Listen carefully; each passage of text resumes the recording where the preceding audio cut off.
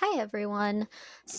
I know that last week with Mr. Rogers, you started working on poetry, and we're talking a lot about figurative language too. And I know that those things can be kind of tricky. So I wanted us to review a little bit today about metaphors, similes, and personification, because those are three kinds of figurative language that will be really important. So first, let's talk about metaphors and similes. So what are they?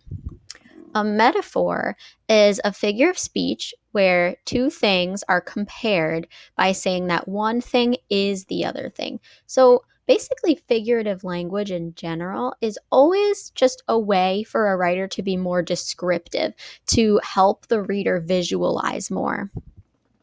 So here's an example of a metaphor.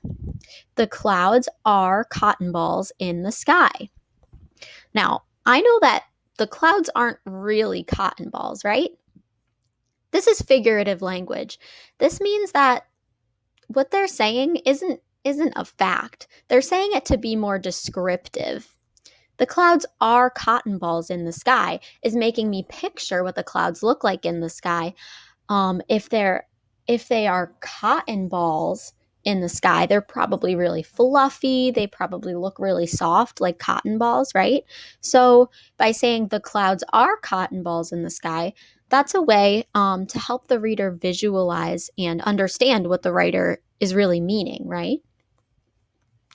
So now we have similes, and similes and metaphors are really similar because similes also compare two things, but similes use the words like or as to make their comparison. So let's take a look at this example of a simile. The surface of the water looked as smooth as glass. So as we can see, this sentence also really helps the reader visualize what the writer is trying to say, right? They said that the surface of the water is as smooth as glass. So I can picture how smooth it looks. And I know that glass kind of reminds me of ice and it's shiny and smooth. And now I'm picturing that that's what the surface of the water looks like, right? But I know that the water isn't really glass. We're just comparing the water with glass because they look similar right now, or that they have something in common. The water and the glass are both smooth. So we can say the water looked as smooth as glass, right? Just like how before, when we compared clouds with cotton balls, right? We said that the clouds are cotton balls because they have something in common right now. What they have in common is that they're both really fluffy and probably really soft.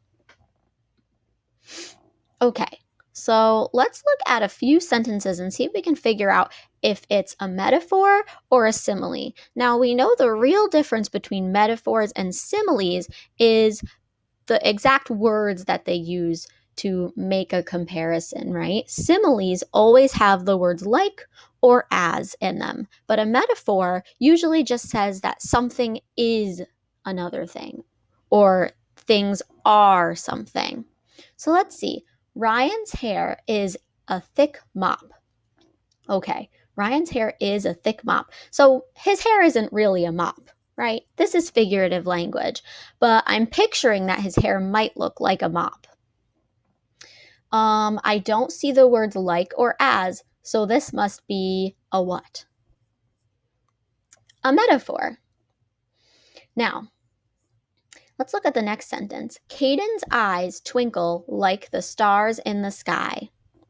Caden's eyes aren't really stars, right? In the sky. That doesn't make any sense. But the writer is helping us picture what they look like. So they're twinkling like stars.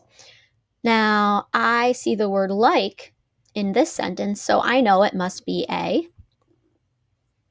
simile. Awesome.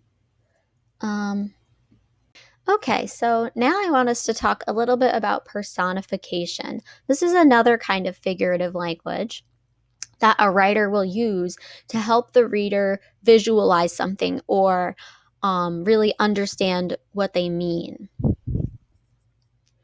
So personification is a figure of speech where animals and inanimate objects are described with human traits or abilities that humans have. So let's take a look at some personification. So let's look at this sentence. Wind whispers like a tree in the breeze. Okay, so I see that this says wind whispers like a tree. So can wind actually whisper? Can wind talk at all? No, right? Um, People can whisper, right? That's something that only someone that's alive would be able to do, right? Whispering.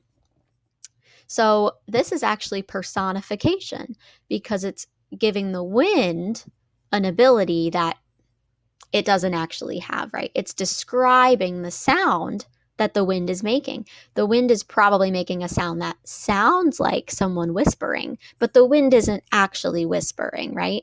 It just helps the reader kind of picture and hear what the writer is trying to describe.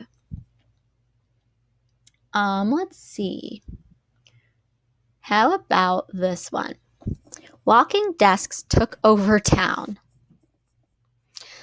Now, I know that desks can't actually walk, right?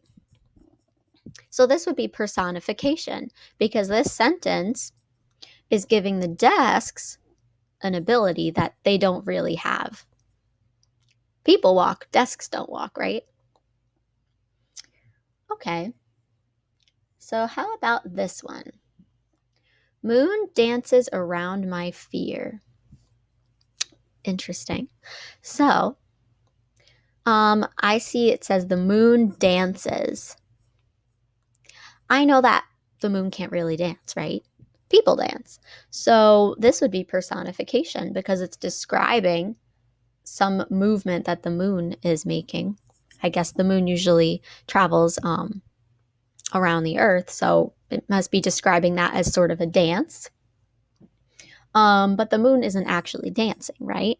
It's just a way to describe so that the reader can get a picture of what's happening or better understand, right? So this is personification. Let me check. Oh, did we finish our video? I don't know. Hopefully not. So how about this one? I listen to the wind. Is this personification? No, it's not. I listen to the wind. I am a person, right? And people can listen. I listen. So that's not personification because this sentence just makes sense. It's literal. It's not a figurative sentence, right? Awesome. So I have a couple activities for you to try today to review a little bit with similes and metaphors and personification. So go ahead and check those out in your folder. And I'll see you guys later.